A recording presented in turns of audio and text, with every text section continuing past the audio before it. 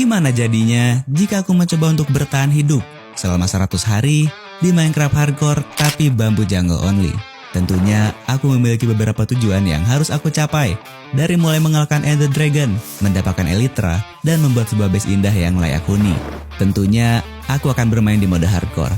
Itu artinya aku hanya memiliki satu nyawa. Satu kesalahan saja maka semuanya akan berakhir.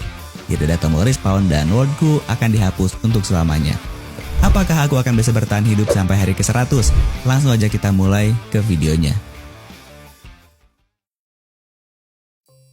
Hari pertama, aku belum ngasih tahu ke kalian kalau aku gak main sendiri. Tapi aku ditemani partnerku. Kali ini dia main dari awal.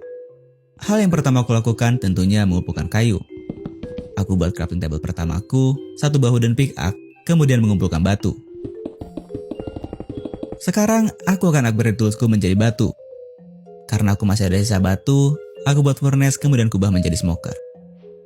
Kami berdua mulai perjalanan dengan tujuan untuk mencari sumber makanan.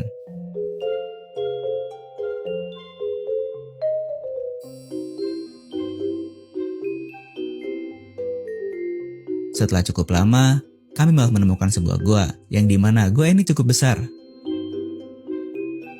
Aku juga melihat banyak ore di sana. Kami berdua langsung turun melalui air dengan sangat hati-hati.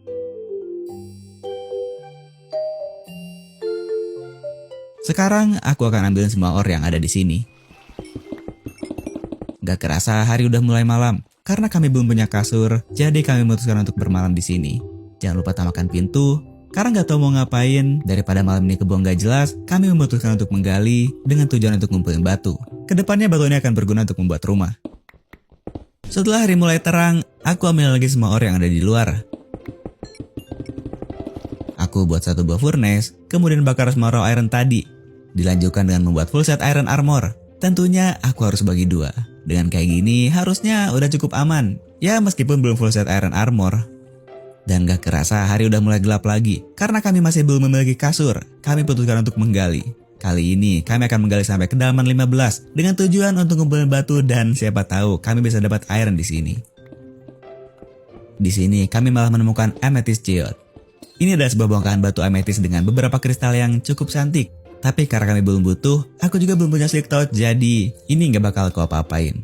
Hari ketiga, hari mulai terang. Kami berdua naik ke atas melalui air dan melanjutkan perjalanan lagi dengan tujuan untuk mencari domba agar bisa buat kasur dan bisa nge-skip malam hari. Bukannya nemu domba, di sini aku malah menemukan babi. Tentunya aku bunuh. Ini lumayan banget untuk stok makanan sementara. Ada panda. Halo.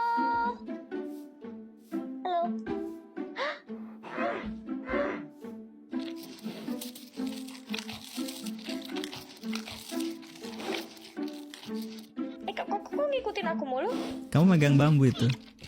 Itu nih, aku habisin sekalian ya buat kalian.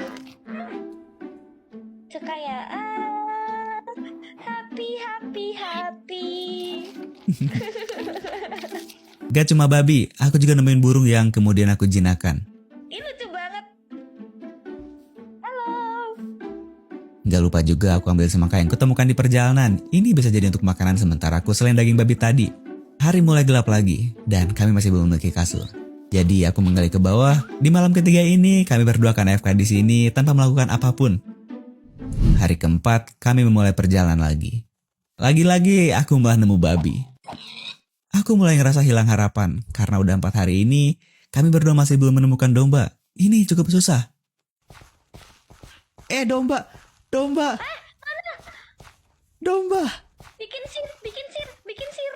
Akhirnya kami menemukan domba. Aku potong semua bulunya menggunakan sir, dilanjutkan dengan buat 2 buah kasur. Setelah itu, aku melihat sebuah jungle temple. Creeper awas! Hati-hati banyak trap di bawah.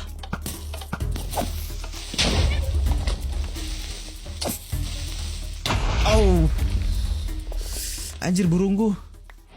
Untungnya kami berdua gak mati, tapi burungku yang mati. Ya gak apa-apa lah. Aku masuk ke dalam, tentunya buat ambil isi chest. Di chest pertama isinya jelek, tapi di chest tersembunyinya aku dapat item yang lumayan bagus. Aku dapat 2 buah smithing template wild armor trim. Karena hari sudah malam, kami juga udah punya kasur, jadi kami akan bermalam di sini. Hari kelima, Kami memulai perjalanan lagi, dengan tujuan mencari tempat yang bagus untuk dijadikan base. Di tengah perjalanan, aku juga ambilin sugarcane liar yang tumbuh. Ini akan berguna ke depannya. Dan setelah cukup lama, akhirnya kami berdua menemukan tempat yang kayaknya bakal bagus kalau dijadiin base. Ini adalah sebuah perairan yang dikelilingi hutan bambu jungle. Di sini juga terdapat cukup banyak domba. Aku buat dulu sebuah lubang, kemudian aku masukkan semua domba tadi. Agar lebih cepat, di sini kami berdua akan bagi tugas. Dia bakal bikin wheat farm, sementara aku bakal buat lagi lubang kedua untuk memasukkan ayam. Jangan lupa kasih pagar. Dengan begini, di malam hari gak bakal ada zombie ataupun mob lain yang masuk. Farmnya juga udah selesai. Jangan lupa tanam sugarcane yang aku dapatkan di perjalanan tadi. Dan sekarang kami akan mulai memikirkan konsep untuk base ke depannya. Yap, udah jelas kami akan buat di tengah air itu. Bahan pertama yang kubutuhkan adalah kayu. Ini adalah semua kayu yang kami dapatkan. Selanjutnya aku butuh batu. Jadi aku mulai menggali sampai kedalaman 15. Tapi di tengah galian aku malah menemukan sebuah gua. Tentunya gak bakal lepas dari penunggunya.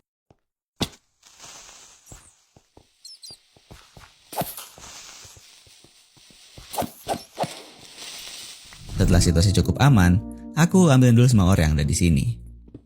Setelah itu lanjut lagi menggali di kedalaman 15. Di sini aku menemukan sebuah perairan. Ketika aku masuk, tentunya di bawahnya pasti banyak ore. Aku buat dulu pintu, kemudian aku ambil semua ore yang ada di bawah air tadi, tentunya menggunakan bantuan dari pernafasan pintu.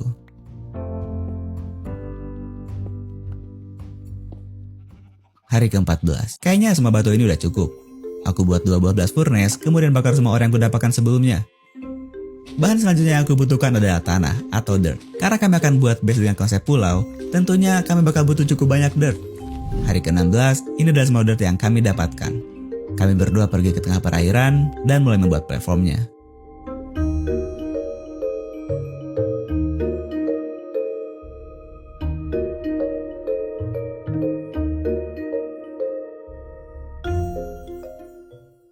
Lima hari berlalu, platformnya udah selesai. Di sini juga aku buat garis seperti ini dengan tujuan agar garis blok ini menyebar ke tengah.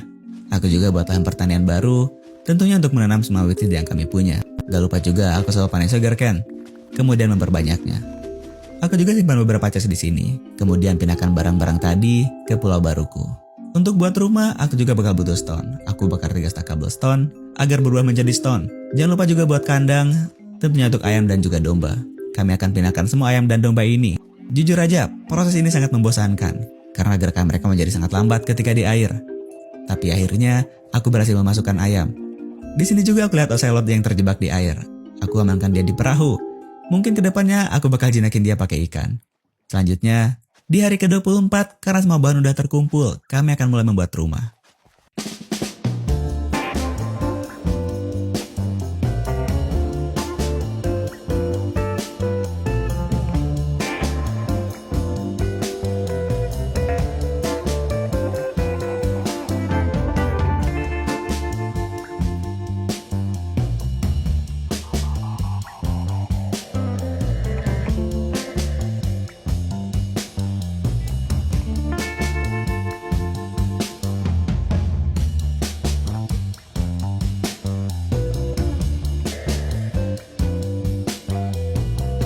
Hari ke-38 rumahnya udah selesai. Tampilan depannya seperti ini.